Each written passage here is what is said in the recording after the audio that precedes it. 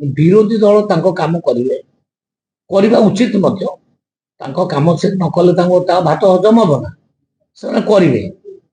ଆଉ ଆମେ ବିରୋଧୀ ଦଳରେ ଥିଲାବେଳେ ବି ଆମେ କରୁଥିଲୁ, ଆମର ବିଭିନ୍ନ କାର୍ଯ୍ୟକଳାପ କରୁଥିଲୁ।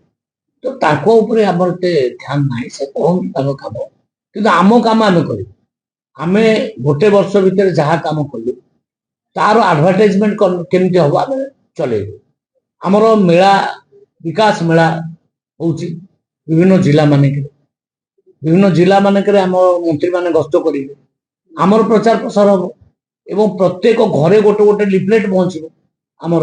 ସେ ଲିଫଲେଟରେ ଆମେ କଣ କଣ କଲୁ ଡିଟେଲ ଲେଖିକିରି ଆମେ ଦବୁ। ତେଣୁ ଆମ କାମ ଆମେ କରୁ, ତାଙ୍କ କାମ ସେ କରିବାକୁ ଆମେ ତାଙ୍କୁ ମନା କରୁ। କିନ୍ତୁ ଆପଣ କଟକରେ ଆଜି ମହିଳା ଶକ୍ତି ପ୍ରୋଗ୍ରାମ ସେ ଯାଜପୁରରେ କାଉଣ୍ଟର କରୁଛନ୍ତି ମହିଳା ଶକ୍ତି। ନା ସେ କରିବେ ପରା କହିଲି ଆପଣ। ଆମେ ଦେଖନ୍ତୁ ଆମେ କେତେ କାମ କରୁ। ଆମେ ସେ ମହିଳା ମାନଙ୍କୁ ସୁଭଦ୍ରା ଯୋଜନା ଯୋଉଟା କି ଅସମ୍ଭବ ଥିଲା, ସେମାନେ ଭାବୁଥିଲେ 50,000 କଣ ଏମାନେ ଦେଇପାରିବେ, ଆମେ ଦେଲୁ। ଗୋଟିଏ ମହିଳା ପାଇଲେ 3100 ଟଙ୍କା ଧାନ ପର କୁଇଣ୍ଟାଲ ଦବୁ, ଏ କଥା ସେ ବିଶ୍ୱାସ କରୁନଥିଲେ। ହସିକି ଗଡ଼ିଗଲେ। ବିଧାନସଭାରେ କହିଲେ ଆମେ ତ 100 ଟଙ୍କା ଦେଇ ପଡିଲୁ, ତମ 800 ଟଙ୍କା କେମିତି ଦବୁ? ଆମେ ଦେଲୁ, ଦେଇକି ଦେଖେଇଲୁ। ଅବିକା କୃଷକ ସମାଜ ବହୁତ ଖୁସି ଅଛନ୍ତି।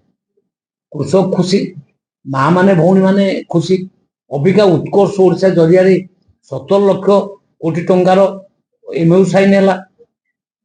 ବିଭିନ୍ନ ଜିଲ୍ଲା ମାନଙ୍କରେ ଶିଳାନ୍ୟାସ ଚାଲିଛି।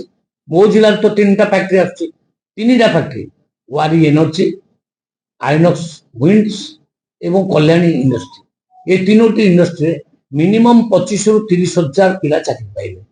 ମତେ କୁହନ୍ତୁ ମୋ ଜିଲ୍ଲାରେ ଆଉ ଗୋଟିଏ ପିଲା ବାହାରକୁ ଯିବ କାମ କରିବା ପାଇଁ?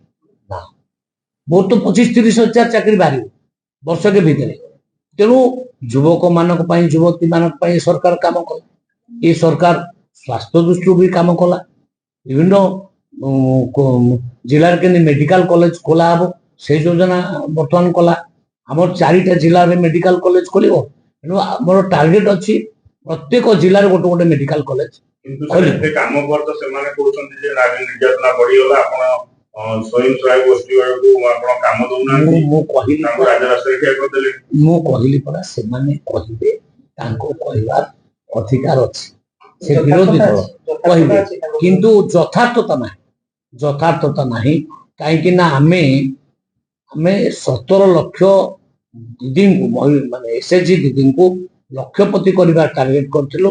ଆମେ 91% ସଫଳ ହେଇଛୁ। ସାରା ଭାରତ ବର୍ଷରେ ଆମେ ପ୍ରଥମ ହେଇଛୁ ମହିଳାମାନଙ୍କ ପାଇଁ। ଏବଂ ମହିଳାମାନଙ୍କ ପାଇଁ ଆମେ ଯୋଉ ମାନେ ସୁଭଦ୍ରା ଯୋଜନା ଲାଗୁ କଲୁ, ଏଟା କେବେ ସେ ଭାବିଥିଲେ? କେବେ ଭାବିନଥିଲେ। ଆମେ ମହିଳାମାନଙ୍କ ପାଇଁ ବି କାମ କରୁଛୁ, କୃଷକ ମାନଙ୍କ ପାଇଁ ବି କାମ କରୁଛୁ, ଆମେ ଯୁବକ ମାନଙ୍କ ପାଇଁ କାମ କରୁଛୁ, ଆମେ ଅଲରାଉଣ୍ଡ ଡେଭଲପମେଣ୍ଟ ପାଇଁ କାମ କରୁଛୁ।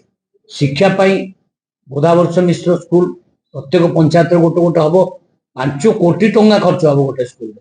ଚିନ୍ତା କରନ୍ତୁ, ସବୁ ପଞ୍ଚାୟତରେ ଗୋଟେ ଗୋଟେ ହବ। ସେ କେବେ ଭାବିଥିଲେ? କେବେ ଭାବିନଥିଲେ। ଆମେ ପ୍ରତ୍ୟେକ ବ୍ଲକରେ ଗୋଟେ ଗୋଟେ ଷ୍ଟାଡିୟମ କରିବାକୁ ଚାହୁଁଛୁ। 14,50,00,000 ଟଙ୍କା ଗୋଟେ ଗୋଟେ ଷ୍ଟାଡିୟମରେ ଖର୍ଚ୍ଚ ହବ। ସେ କେବେ ଭାବିଥିଲେ? କେବେ ଭାବିନଥିଲେ। ସେ କେତେ ପରସେଣ୍ଟ ଇରିଗେସନ କରିଛନ୍ତି ତାଙ୍କ ସମୟ ଭିତରେ? ଇରିଗେସନ କରିନାହାନ୍ତି। ଆମ ମୁଖ୍ୟମନ୍ତ୍ରୀ 15 ଲକ୍ଷ ହେକ୍ଟର ଜାଗାକୁ ଜଳସେଚନ ଏଇ ବର୍ଷ କରିବା ପାଇଁ ମଧ୍ୟ ଯୋଜନା କରିଛନ୍ତି। ଆମେ ପ୍ରତ୍ୟେକ ସବ୍ ଡିଭିଜନରେ ଗୋଟେ ଗୋଟେ କୋଲ୍ଡ ଷ୍ଟୋର କରିବା ପାଇଁ ଅଲରେଡି ଫାଇନାନ୍ସ କରିଦେଇଛୁ। ସେ କେଇଟା କୋଲ୍ଡ ଷ୍ଟୋର ଥିଲା ତାଙ୍କର? 24 ବର୍ଷ ଶାସନ କଲେ ପ୍ରାୟ କେତେଟା କୋଲ୍ଡ ଷ୍ଟୋର ଥିଲା? କେତେ ଆଳୁ ପ୍ରଡକ୍ସନ କରୁଥିଲେ? କେତେ ଅଣ୍ଡା ପ୍ରଡକ୍ସନ କରୁଥିଲେ? କେତେ ମାଛ ପ୍ରଡକ୍ସନ କରୁଥିଲେ? ତାଙ୍କ ସେମାନେ କିଛି କରୁନଥିଲେ, ଓଡ଼ିଶାକୁ ବୁଡେଇ ଦେଇଥିଲେ। କିନ୍ତୁ ଅବିକା ଧୀରେ ଧୀରେ ଓଡ଼ିଶା ଆଗକୁ ଯାଉଛି, ବଢୁଛି। ଗୋଟିଏ ବର୍ଷ ଭିତରେ ଆମେ ଯେତିକି ଷ୍ଟେପ୍ ନେଇ ସାରିଲୁଣି, ଏଟା ଅବିଶ୍ୱସନୀୟ। କେବଳ ମୋହନ ମାଝୀଙ୍କ ନେତୃତ୍ୱରେ ଏ ସଫଳ ହେଇଛି। ଆମର ଟାର୍ଗେଟ 2036 ସୁଦ୍ଧା ଓଡ଼ିଶାକୁ ବିକଶିତ ରାଜ୍ୟ କରିବୁ। ଆଉ 2047 ସୁଦ୍ଧା ଭାରତ ବର୍ଷ ଯେତେବେଳେ ବିକଶିତ ରାଷ୍ଟ୍ର ହବ, ଆମେ ଆଗ ଧାଡ଼ିରେ ଠିଆ ହେଇଥିବୁ।